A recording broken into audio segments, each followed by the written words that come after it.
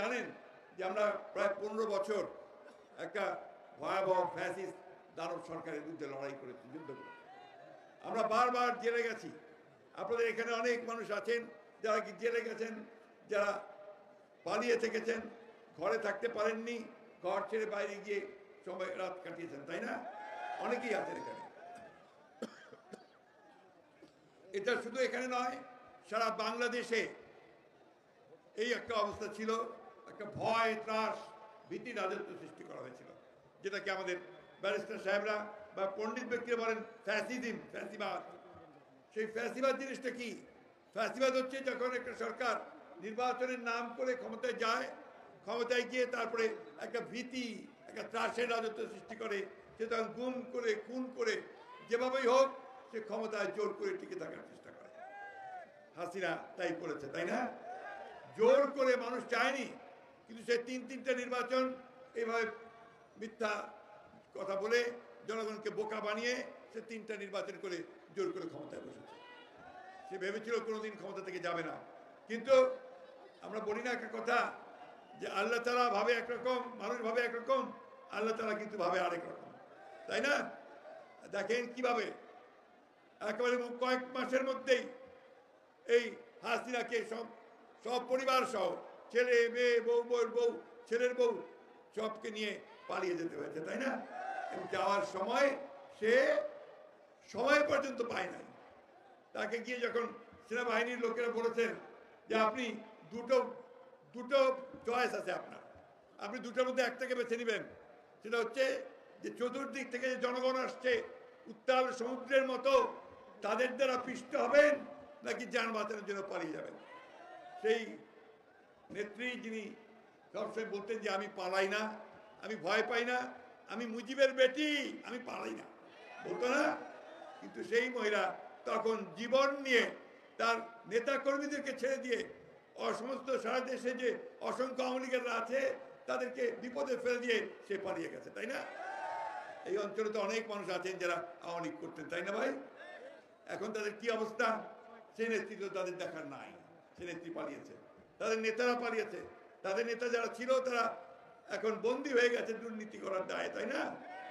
এই হচ্ছে পরিণতি ফ্যাসিবাদের, এই হচ্ছে পরিণতি যারা আপনার জোর করে ক্ষমতায় টিকে থাকতে চায়।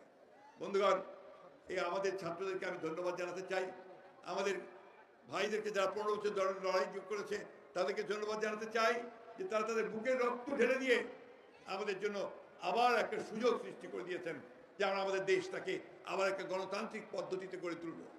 আমরা এখানে সকল মানুষের ভোটের অধিকার নিশ্চিত করতে পারবো। আপনারা এই আগে কতগুলো ভোট হয়েছে, ভোট দিতে পারছেন? আমাদের ছেলেরা ভোট দিতে পারছে? কেউ পারে না। 3 বার 15 বছর ধরে আর ভোট দিতে পারে না, তাই না? সেই ভোটের অধিকারটা আমরা ফিরে চাই। আমার ভোট আমি দেবো, যাকে খুশি তাকে দেবো, তাই না? এটা বললে আবার কিছু কিছু লোকজন একটু অসন্তুষ্ট হচ্ছে যে খালি ভোটে চাচ্ছেন। হ্যাঁ ভাড়া ভোট চাচ্ছি এই জন্য যে আমরা ভোটটা দিতে পারলে আমরা আমাদের সঠিক লোক নির্বাচন করতে পারবো, সেই লোক পার্লামেন্টে গিয়ে আমাদের জন্য ভালো কাজ করবে, দেশটাকে ভালোভাবে সঠিকভাবে সাজায় দিবে, তাই না? এটাই আমরা চাচ্ছি। আমরা বলেছি যে সংস্কারটা আমরা চাই।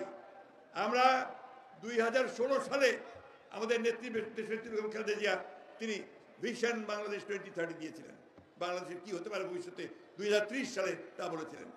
আর আমাদের নেতা তারেক রহমান সাহেব তিনি 2 বছর আগে 2022 সালে তিনি 31 দফা দিয়েছেন। সেই 31 দফাটা কি? সংস্কার। লোকে বলে এই সংস্কার কি জিনিস? সাধারণ মানুষ সংস্কার অত বুঝে না, তাই কি বুঝে? মূল কথা আমি যেন ভোটটা দিতে পারি, আমার দেশে যেন শান্তি থাকে, আমার জিনিসপত্রের দাম যেন কম হয়, মারামারি যেন না হয়, তাই না? এই জিনিসগুলো আমরা চাই। চুরি ডাকাতি যেন না হয়। আর আমাদের এই অঞ্চলের মানুষের একটা বড় সমস্যা আছে, গরু চুরি যেন না হয়, তাই না? ধান যেন কেউ কেটে নিয়ে যায়, তাই তো? এই জিনিসগুলো আমাদেরকে সুন্দর করতে হবে, দেশকে গড়ে তুলতে হবে। স্কুল কলেজ মাদ্রাসাতে যেন ভালোভাবে ছেলেমেয়েরা লেখাপড়া করতে পারে তার ব্যবস্থা করতে হবে। আর কথায় কথায় ঘুষ যেন দিবা না হয়, এটা একটা বড় সমস্যা। বা খালি ঘুষটা আছে, যেইটা যা আছেন সেইটি ঘুষটা আছে, তাই না? ঘুষ আমরা আর দিবা না হয়। আপনারা সবাই রুখে দাঁড়াবেন, কেউ ঘুষ দিবেন না। যে ঘুষ চাইবে ওকে ধরে নিয়ে গিয়ে পুলিশের হাতে দেবেন। আপনারা বলে পুলিশও তো ঘুষ খাচ্ছে কি, তাই না?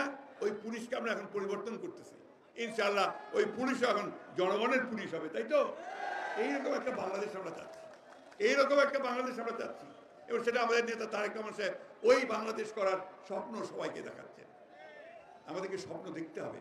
50-53 বছর হয়ে গেছে ভাই স্বাধীনতার, কাউ আছে কি ওই 71 সাল ভুলে যাবে।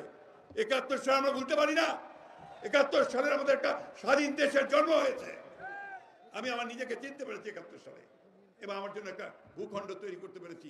আমরা একটা উপরে ওঠার একটা সুযোগ পেয়েছি, সেই সুযোগটা আমাদেরকে কাজে লাগাতে হবে। আমি বক্তব্য বাড়াবো না, মাঠের লোক সব অনেক দেরি হয়ে যাচ্ছে, চলে গিয়েছে।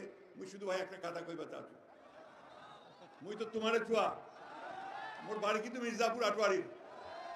আমার ইচ্ছে আপনাদের এখানে অনেক বড় বড় নেতা জন্ম নিয়েছে। আমাদের মির্জা গোলাম আহমদ সাহেব চলে গেছেন, ব্যারিস্টার জমিয়তুল সরকার এখনো আছেন, বয়স হয়ে গেছে, কিন্তু এখনো দেশকে ভালোবাসেন। আমাদের মাজার ভাই আমার এখানে আমার বন্ধু ছিল, আমার সঙ্গে পড়তো, আপনাদের এমপি ছিল, তিনিও চলে গেছেন, তাই না? তারা কিন্তু সবাই দেশের জন্য কাজ করেছে, কাজ করতে চায়। আমি বিশ্বাস করি আমাদের নওশাদ, আমাদের আজাদ, তারা দেশের জন্য কাজ করছে, দেশের জন্য কাজ করছে। একইভাবে তারা আমাদের পূর্বসূরি যারা আমাদের আগের মানুষ, তাদের যে পথ, সেই পথকে তারা আর উজ্জ্বল করবে, আপনাদের মুখকে উজ্জ্বল করবে, আমাদের উত্তরবঙ্গের মুখকে আর উজ্জ্বল করে তুলবে। আমাদের আরেকটা গর্ব আছে আপনাদের এলাকার মানুষের, তোমরা তো কহে না, মুখে কইবা আছে।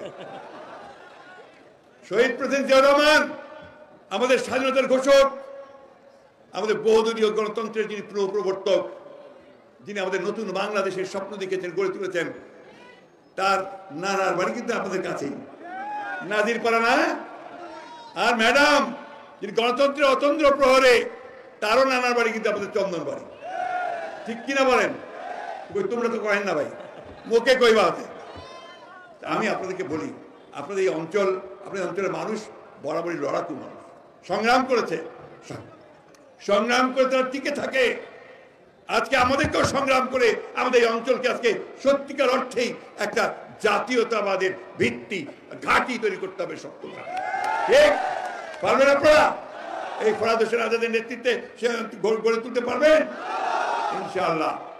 যারা লুট করে, চুরি করে, যারা আমাদের সম্পদ কেড়ে নিয়ে যায়, তারা আমাদের নেতা হতে পারে না, ঠিক না? আমরা নেতা তাদেরকেই করতে চাই যারা আমাদের পাশে দাঁড়াবে, দুঃখ করবে, কষ্ট করবে। তো আজকে ভাই একটা কথা বলে শেষ করে দিব। আজকে এই যারা পালিয়ে গেছে, ওই পারে পালিয়ে গিয়ে হাসিনা ওইখান থেকে সে ষড়যন্ত্র করতেছে, চক্রান্ত করতেছে, একটা মিথ্যা প্রচারণা যারা চেষ্টা করতেছে। এটা কি, ওই যে আমাদের ভাইরা বসে আছে এখানে, আমাদের হিন্দু ভাইরা, আমরা নাকি তাদের উপরে এই দেশে নাকি অত্যাচার হচ্ছে। আমি বলেন তো ভাই, আপনাদের এই অঞ্চলে কোনো অত্যাচার হয়েছে? কোনো নির্যাতন হয়েছে? কারো উপরে কোনো চাঁদা চাওয়া হয়েছে? কাউকে হত্যা করা হয়েছে? হয়নি। কারণ আমরা এই অঞ্চলের মানুষেরা, আমরা খুব শান্তিপ্রিয় মানুষ, হিন্দু, মুসলমান, বৌদ্ধ, খ্রিস্টান, আমরা সব সময় একসাথে বাস করি, তাই না? দুর্গাপূজা গেছে না? দুর্গাপূজা গেছে তখন ফরাদ হোসেন আজাদ আপনাদের প্রত্যেকটা মণ্ডপে মণ্ডপে ঘুরে গেছে না? গেছি কিনা কয়েন? জোরে কইবা হবে। আর ওই অতি হুমরা যা কহাছে, এগুলো আমাকে বিভ্রান্ত করেছে, আমাদেরকে বিপদে ফেলার চেষ্টা করতেছে। সেই জন্য আপনাদেরকে রুখে দাঁড়াতে হবে। বন্ধুগণ, আমাদের এই অঞ্চলের লোককে ওই ইশরাক আসছে, ইঞ্জিনিয়ার ইশরাক, আমাদের খুব ঘনিষ্ঠ বন্ধু, নেতা খোকা সাহেবের ছেলে, ওই অঞ্চলের লোকেরা একটা কথা বলে, কি জানেন তো? বাহে। কেন বাহে বলে জানেন? আমরা নাকি একটু বোকা। আসলে আমরা বাহে বলতে আমরা গর্ববোধ করি, আমরা মনে করি যে আমরা বাহেই থাকবো ভালো, কিন্তু আমরা দেশকে তৈরি করবো, তাই না? আরেকটা কথা, অন্যায়কে আমরা কখনো প্রশ্রয় দিব না, অন্যায়ের পক্ষে আমরা থাকবো না, আমরা ন্যায়ের পথে থাকবো, ঠিক তো? কি ছেলেরা কি বলে? ছেলেরা তো এখন আবার বৈষম্য বিরোধী আন্দোলনের নাম শোনো না? বৈষম্যটা কি জানো তো? এই যারা লুট করে, চুরি করে, ডাকাতি করে, তাদেরকে সরাই দিতে হবে।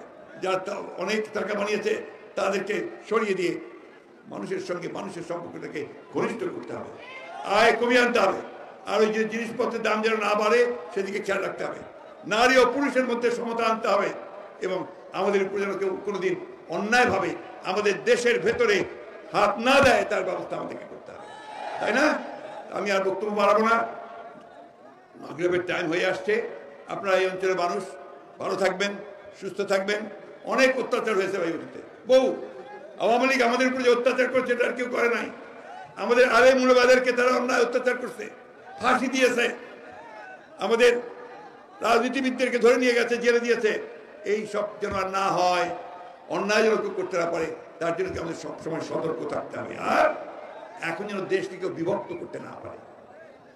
আমরা সবাই এক, আমরা সবাই বাংলাদেশি, আমরা সবাই বাংলাদেশের উন্নতি চাই, উন্নয়ন চাই। এইভাবে আমাদেরকে কাজ করতে হবে। আমি একই সঙ্গে আজকে আহ্বান জানাতে চাই সরকারি কর্মকর্তাদেরকে, আমাদের পুলিশ ভাইদেরকে, আমাদের সেনাবাহিনীর মানুষদেরকে, বিডিআর বাহিনীদেরকে, যে আসুন, আমরা একটা সুযোগ পেয়েছি, এই সুযোগটাকে আমরা কাজে লাগাই। আবার আমরা বাংলাদেশকে সমস্ত বিভেদ বলে ঐক্যবদ্ধ হয়ে গড়ে তুলি, একটা শান্তির দেশ, একটা প্রেমের দেশ, একটা উন্নয়নের দেশ হিসেবে গড়ে তুলি। এবং আমাদের মাথায় যেন কেউ কাঁটাল ভাঙতে না পারে, তার জন্য আমরা সদা সতর্ক থাকবো। তো কথা শেষ করি ভাই, সন্ধ্যা হয়ে গেছে। আপনারা ভালো থাকবেন, সুস্থ থাকবেন।